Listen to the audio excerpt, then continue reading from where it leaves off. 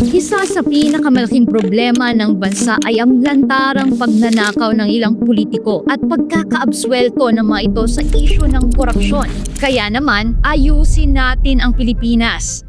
Si Pastor Apollo C. Quiboloy kasama ang taong bayan ang mangunguna sa labang ito. Walang palakasan, walang padrino, lahat ng sangkot sa katiwalian pananagutin. Kung mailuluklok bilang senador, isusulong ni Pastor Apollo C. Quiboloy ang panukala na bubuo ng Truth Commission na siyang magsisiyasat ng mga kaso ng katiwalian sa loob ng mga ahensya ng pamahalaan. Ang mga miyembro ng Truth Commission ay hindi lang mga opisyal, kundi mga ordinaryong mamamayang Pilipino. Ayon kay Pastor Quiboloy, ito ay magiging isang jury system. Taong bayan mismo ang huhusga sa mga questionableng paggamit ng pera ng bayan. At para sa mga matitinding kaso ng katiwalian, lalo na yung mga opisyal na nagdulot ng matinding pinsala sa kapakanan ng publiko at interes ng bansa, ano ang parusa? Death penalty. Naniniwala si Pastor Quiboloy na walang puwang sa lipunan ang mga magnanakaw sa kaban ng bayan. Kung gusto mo ng totoong pagbabago at hustisya para sa bayan, suportahan natin si Pastor Apollo C. Quiboloy sa Senado. Sama-sama nating bantayan ang kaban ng bayan. Number 53 sa balota.